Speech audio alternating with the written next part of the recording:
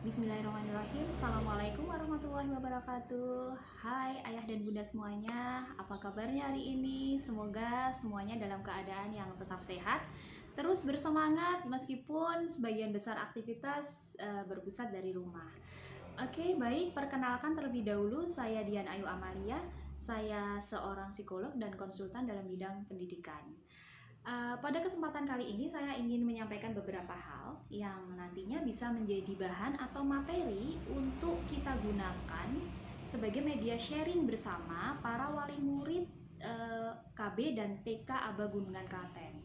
Ya, ayah dan bunda semuanya, tak terasa sudah selama 7 bulan kita berada pada masa pandemi, begitu ya. Sejak WHO menetapkan situasi ini menjadi pandemi global, gitu ya. Kita sudah melakukan banyak sekali perubahan-perubahan, gitu ya, penyesuaian-penyesuaian terhadap kebiasaan baru. Dari yang mungkin sebelumnya nggak biasa menjadi sekarang ya mau nggak mau harus biasa, gitu ya. Salah satunya apa?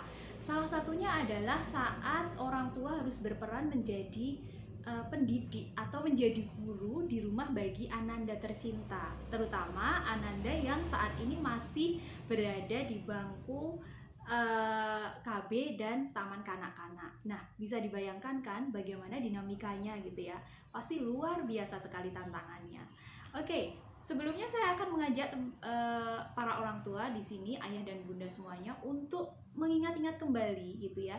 Sejak masa-masa awal kita berada di masa-masa pandemi sampai dengan detik ini, apa sih yang dirasakan kita sebagai orang tua saat harus menemani, mendampingi dan membersamai anak belajar dari rumah gitu ya. Ya, ada beberapa orang tua yang mungkin mengatakan atau merespon dengan mengatakan all is well, semuanya bisa berjalan dengan baik, semuanya berjalan dengan sebaik-baiknya kok gitu, nggak ada masalah gitu.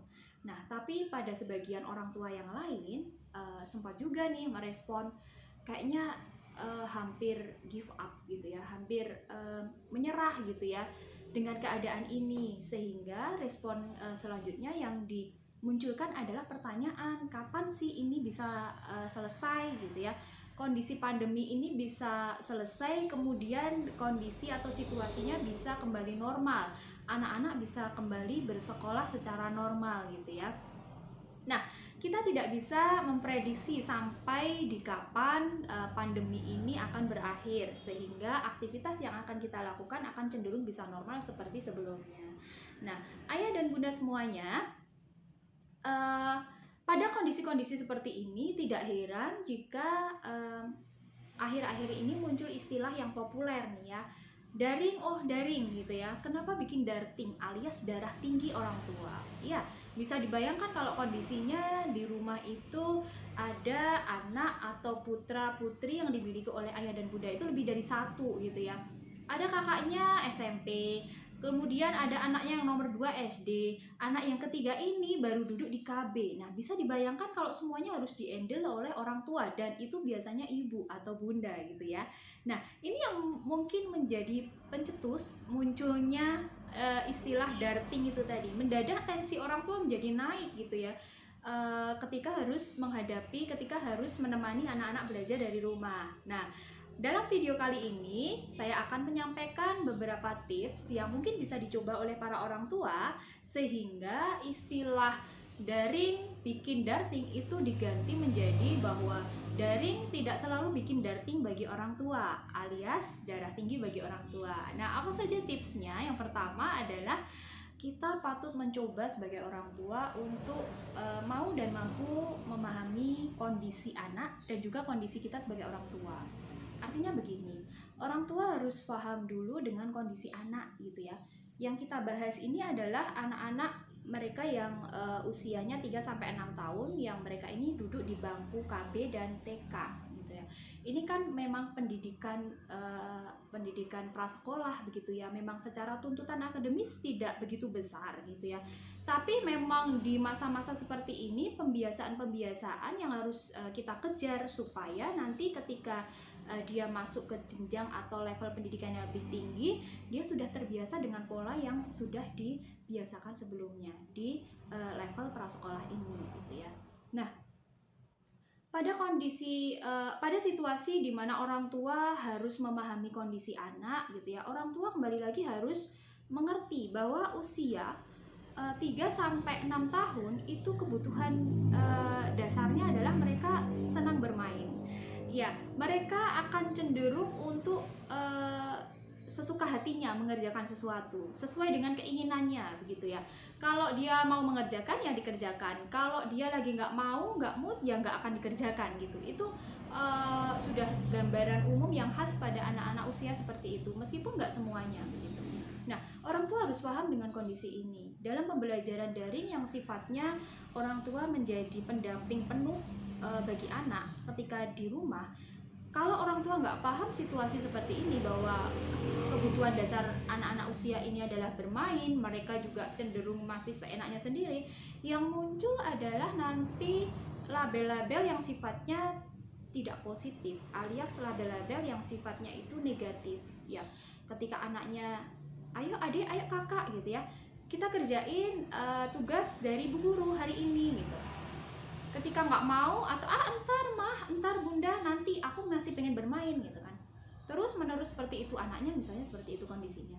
Nah, yang muncul kalau orang tua nggak bisa paham tentang kondisi anak usia-usia rentang itu, yang muncul adalah label negatif. Aduh, ini anakku kok nggak bisa ya diatur, anakku kok susah ya diatur, anakku nggak mau kooperatif nih gitu ya, cenderung anakku kok lambat ya kayaknya ya, nggak seperti anak-anak yang lain begitu. Nah, ini yang seharusnya nantinya dihindari gitu ya, yang seharusnya tidak terjadi pada orang tua, apalagi di masa-masa yang mereka para orang tua menjadi pendamping penuh bagi anak belajar di rumah gitu. Nah, yang selanjutnya tadi masih di poin pertama atau masih pada tips poin pertama, orang tua selain harus paham kondisi anak juga harus paham kondisi tentang dirinya sendiri gitu. Orang tua juga saya yakin punya banyak aktivitas gitu, nggak hanya anak yang diurusin gitu kan. Jadi harus paham tentang kondisi dirinya. Kalau memang kondisi dirinya pada satu hari itu banyak hal atau aktivitas yang menuntut untuk direspon gitu ya, menuntut untuk harus dikerjakan pada saat itu juga, ya sudah, prioritasnya pada aktivitas yang memang harus diselesaikan saat itu. Mungkin mendampingi anak daring bisa dilimpahkan kepada yang lain, misalnya bisa berkomunikasi dengan ayahnya, atau kalau misalnya ayahnya tidak memungkinkan untuk mendampingi belajar secara daring, bisa ditunda sejenak. Supaya apa? Supaya kondisi-kondisi yang tidak diinginkan terjadi itu tidak terjadi. Misalnya kondisi yang tidak diinginkan terjadi itu apa? Misalnya udah nih, si ibu atau si bundanya ini punya banyak aktivitas yang harus dikerjakan, menuntut dikerjakan. Ya sudah, yang diburu-buru adalah anaknya dulu. Aduh, ayo dek, ayo kak, buruan ini dikerjain. Kalau nggak dikerjain, awas ibu sentil nih, misalnya kayak gitu. Atau ya sudahlah kalau nggak mau dikerjain. Nah, ini hal-hal yang sebenarnya nggak perlu terjadi, tapi mungkin bisa terjadi kalau misalnya orang tua memaksakan kehendak gitu ya, tidak tahu kondisi tentang diri dan kondisi anak gitu. Jadi mungkin saran saya, kalau berada pada situasi seperti ini, yang mana pada suatu hari atau suatu waktu orang tua punya banyak aktivitas yang mungkin jauh lebih mendesak dulu untuk dikerjakan, kerjakan dulu. Baru nanti setelah sudah kelar atau sudah selesai, kita bisa fokus untuk mendampingi anak kita belajar secara daring. Itu jauh lebih situasinya jauh lebih menyenangkan bagi anak dan bagi orang tua tentunya. Nah, tips yang kedua adalah kita sebagai orang tua begitu ya, harus mengajak anak harus begini, memiliki prinsip bahwa mengajak anak itu butuh proses gitu ya. Nah, pembelajaran secara daring yang berpusat dari rumah dan itu didampingi oleh orang tua secara penuh, itu kan isinya semuanya ajakan gitu ya. Orang tua harus mau mengajak anak, yuk yuk adik, yuk kakak, kita kerjakan, kita selesaikan apa yang menjadi tugasnya, apa yang menjadi aktivitas yang harus dikerjakan pada hari ini gitu. Itu kan sifatnya ajakan gitu ya. Orang tua harus punya prinsip bahwa mengajak anak itu butuh proses gitu. Dan sekali lagi, mengajak itu berbeda dengan yang namanya menyuruh gitu ya. Kita mungkin bisa merefleksikan kembali begitu ya. orang tua bisa merefleksikan kembali, melihat kembali ke dalam diri kita, apakah selama ini yang kita lakukan itu mengajak atau mungkin sebaliknya menyuruh anak gitu ya. Kalau mengajak itu poin pentingnya adalah bahwa kedua belah pihak, ya antara orang tua yang mengajak dengan anak yang diajak itu mau sama-sama terlibat. Tetapi berbeda ketika kita itu porsinya menyuruh, berarti orang tua seolah-olah hanya menyuruh anak untuk mengerjakan itu tanpa mungkin orang tua terlibat. Mungkin bisa disambi masak, mungkin bisa disambi nyapu, mungkin bisa disambi dengan aktivitas yang lain, atau mungkin malah buka chat WA gitu ya anaknya, sementara anaknya disuruh untuk ayo deh kerjain mewarnai. Hari ini kan Bu Guru minta adik berlatih mewarnai ya gitu kan, kerjain ya, sementara bundanya atau mamahnya mengerjakan aktivitas yang lain. Nah ini tentu akan memberikan dampak yang berbeda. Ketika orang tua mau sama-sama terlibat dengan kata ajakan itu tadi, yuk kita kerjain deh tugas yang harus dikerjakan hari ini apa ya kemarin. Nah anak diajak untuk sama-sama kooperatif gitu. Beda kalau tadi suruhan gitu ya, perintah itu seolah-olah orang tua menyuruh dan itu menjadi beban anak tersendiri gitu. Tapi kalau ajakan itu anak-anak tidak terbebani karena orang tua juga sama-sama untuk ikut terlibat. Yang ketiga kemudian adalah orang tua juga perlu untuk menghargai proses yang sudah dilalui atau proses yang sudah dijalani oleh anak dan juga orang tua gitu ya. Menghargainya bagaimana caranya begitu. Sekecil apapun usahanya, sekecil apapun proses yang mungkin sudah dilalui anak dan orang tua bersama dengan orang tua selama pembelajaran daring di rumah, kita harus coba untuk biasakan dihargai gitu ya. Wah hebat ya kakak hari ini sudah belajar untuk mewarnai gitu. Kemarin kakak mewarnainya belum tuntas loh, sekarang sudah tuntas. Besok kita akan coba lagi ya dengan teknik yang lain atau dengan media yang lain. Kakak kemarin mewarnainya dengan spidol ya, besok bunda beliin krayon gitu misalnya. Itu untuk aktivitas mewarnai contohnya. Untuk aktivitas-aktivitas yang lain juga kita berikan apresiasi gitu ya, kita berikan penghargaan proses apa yang sudah dilalui oleh anak gitu bersama dengan orang tua. Atau mungkin juga bisa sekedar menanyakan kepada anak gitu ya, tanyanya gimana nih adik, suka nggak belajar hari ini bersama dengan bunda misalnya, atau kakak hari ini belajarnya suka nggak, oh kalau nggak sukanya di mana gitu. Jadi orang tua selalu mendapatkan umpan balik, baik itu dari persepsi orang tua maupun persepsi anak gitu. Jadi dari situ nanti akan sama-sama berproses, sama-sama akan mengevaluasi gitu ya. Oh selama ini mungkin saya berpikir bahwa kayaknya nggak ada masalah gitu ya saat saya mendampingi belajar atau mengerjakan aktivitas bersama dengan anak. Tapi bagi anak ternyata memiliki persepsi yang berbeda, menilai bahwa ternyata orang tuanya terlalu memaksa atau terlalu menuntut dan sebagainya. Jadi umpan balik dari anak dan orang tua itu perlu untuk dibangun, dibiasakan untuk diekspresikan, dibiasakan untuk diungkapkan gitu. Nah, kemudian yang keempat atau terakhir yang bisa dilakukan oleh para orang tua selama mendampingi anak-anak belajar daring di rumah adalah mari kita bersama-sama untuk membangun support system ya, support system yang saling mendukung, yang mau untuk bekerja sama. Jadi support system itu adalah lingkungan yang sama-sama mau mendukung, bekerja sama, kooperatif gitu ya dalam mencapai tujuan yang diinginkan gitu. Nah, dalam konteks pembelajaran daring ini support systemnya siapa aja nih gitu kan. Support systemnya ada anak, kemudian orang tua. Nah, orang tua ini ya yang perlu kita tekankan adalah orang tua itu bukan hanya salah satu, bukan hanya bunda saja atau ayah saja, tapi dua-duanya. Nah, dua-duanya ini harus mengambil peran, harus berkontribusi gitu ya.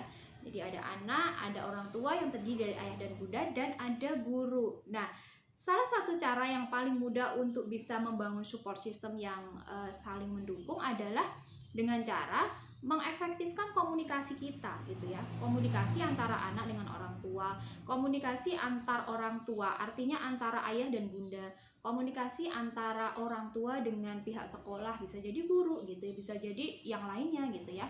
Nah, kita coba dengan mengefektifkan komunikasi yang selama ini ada gitu. Sudah efektif belum gitu? Cara efektifnya gimana? Ya, jadi prinsip komunikasi efektif itu harus sama-sama ya, antara orang yang menyampaikan dengan orang yang menerima pesan itu harus sama-sama mengerti gitu ya. Yang kita sampaikan A, berarti orang yang menerima pesan itu harus memahami bahwa yang kita sampaikan adalah A gitu. Contohnya orang tua, antar orang tua, antara ayah dan bunda boleh loh berkomunikasi gitu ya. Saat kira-kira kapan nih seorang bunda itu karena sudah urusannya menghandle anak, menghandle urusan-urusan yang lain begitu sangat banyak gitu ya, riwah gitu kan, boleh kok gitu ya berkomunikasi dengan ayahnya. Kira-kira butuh bantuan nih, butuh bantuannya di mana, ada satu waktu yang butuh dibantu untuk menghandle anaknya di dalam mengerjakan aktivitas-aktivitas secara daring misalnya. Boleh kok sekali tempo misalnya ayahnya yang mendampingi mengerjakan tugas pembelajaran selama belajar dari rumah gitu ya. Nah, ini lebih kepada komunikasi gitu ya. Kemudian ketika orang tua mungkin juga merasa nih ya, biasanya kan selama ini kebiasaannya seperti apa? Sekolah memberikan aktivitas, mengirimkan tugas-tugas, itu kebiasaannya seperti apa. Nah, ketika dinilai mungkin bagi orang tua aktivitasnya ini kok kayaknya agak berat nih ya Bu Guru ya, bisa dikomunikasikan ke pihak sekolah. Atau kita aktif sebagai orang tua berkomunikasi dengan Bu Guru, sebaiknya gimana ya Bu Guru, misalnya kayak gitu. Nah, ini salah satu hal yang bisa dilakukan untuk membangun support system yang saling menguatkan, saling mendukung seperti itu. Kenapa support system itu kita butuhkan? Karena di masa-masa seperti ini justru ini menjadi penguat kita gitu. Semua orang tua saya yakin merasakan kondisi yang ya semua mau bangkit gitu ya. Dan ini kondisi yang memang benar-benar tidak mudah untuk dilalui bagi setiap orang tua. Nah, maka dari itu karena merasa senasib, merasa mungkin ya ini adalah bukan derita ya, ini adalah ya perasaan kita bersama gitu. Untuk saling menguatkan, mari kita bangun support system yang saling mendukung itu tadi. Baik ayah dan bunda semuanya, kiranya itu yang bisa saya sampaikan ya terkait dengan dinamika persoalan mengenai pembelajaran daring ya antara orang tua dengan anak-anak di rumah. Ya, bisa dicermati tips-tipsnya tadi, mudah-mudahan bisa bermanfaat. Sekian dari saya. Assalamualaikum warahmatullahi wabarakatuh.